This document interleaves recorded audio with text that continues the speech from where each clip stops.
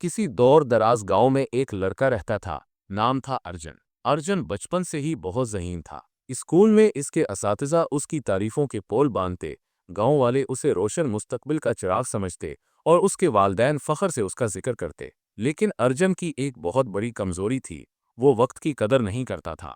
दिन भर दोस्तों के साथ खेल कूद, मोबाइल पर गेम्स और बेमकसद बातें उसकी ज़िंदगी का मामूल बन चुकी थीं। किताबें बस इम्तिहान के दिनों में खुलती थीं। वालिदैन ने कई बार समझाने की कोशिश की, बेटा, वक्त बहुत कीमती चीज है, जो पुल चला जाए वो कभी वापस नहीं आता। मगर अर्जुन हमेशा यही कहता, अम्मी अबू, अभी तो उम्र पड़ी है, सब कुछ बाद में कर लूंगा, अभी तो जिंदगी का लुत्फ उठाना है। वक्त गुजरता गया और सालाना इम्तिहानात का दिन आ गया। अर्जुन ने बगैर तैयारी के इम्तिहान दिए।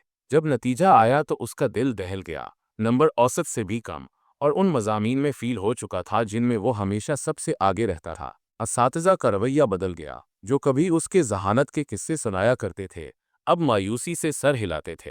दोस्त भी फासले पर हो गए। जब वो घर आया तो वालिदैन की आंखों में खामोश मायूसी और दुख का अक्स देखकर उसका दिल बैठ गया। इस रात अर्जुन ने पहली बार खुद को आईने में देखा और सोचा, मैं कहाँ गलती कर रहा हूँ? क्या मैं वाकई नाकाम हो गया हूँ? जवाब ढूंढने के लिए वो अपने दादा जान के पास गया। वो गांव के सबसे अक्लमंद बुजुर्ग थे, जिन्होंने जिंदगी के कई रंग देखे थे।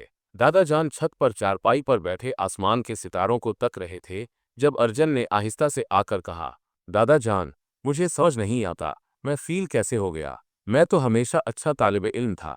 दादा ने मुस्कुराकर कहा, बेटा, तुम्हारा जहन तेज जरूर है, लेकिन तुमने वक्त को खो दिया। वक्त सबसे बड़ी दौलत है। अगर उसे संभाल लो तो कामयाबी तुम्हारे कदम चूमेगी, और अगर उसे ज़ाया करो तो ये तुम्हें पीछे छोड़ देगा। अर्जुन ने हैरत से पूछा, दादा जान, लेकिन वक्त तो हमेशा होता है ना? मैं बाद में भी सब कुछ कर सकता हूँ, क्या फर्क पड़ता है? दादा जान का चेहरा यकदम संजीदा हो गया। नहीं बेटा, वक्त बहते पानी की मानिंद है, जो एक बार बह जाए वो वापस नहीं आता।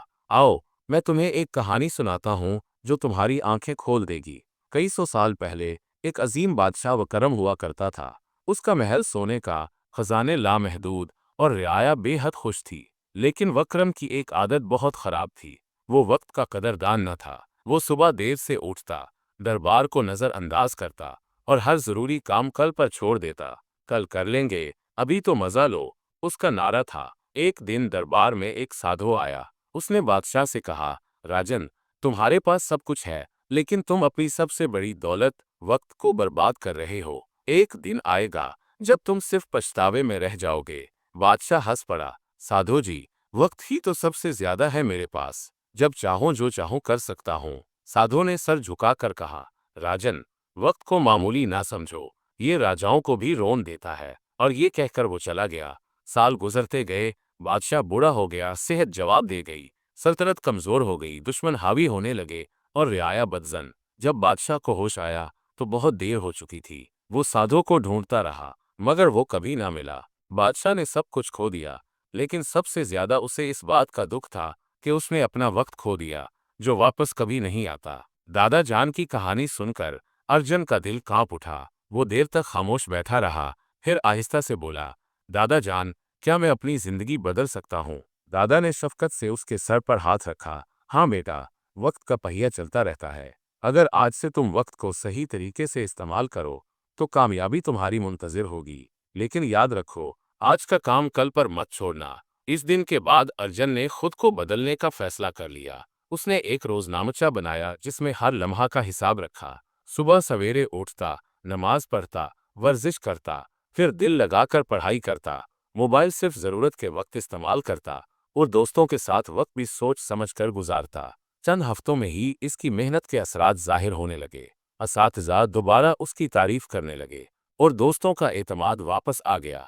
अगले इम्तिहान में अर्जुन ने पूरे स्कूल में अव्वल पोजीशन हासिल की। सालों बाद वो एक कामयाब बिजनेसमैन बना, जो न सिर्फ अपने गांव बल्कि पूरे जिला में नौजवानों के लिए मिसाल बन गया। अर्जुन की कहानी हमें सिखाती है कि कामयाबी जहानत से नहीं, वक्त की सही इस्तेमाल से हासिल होती है।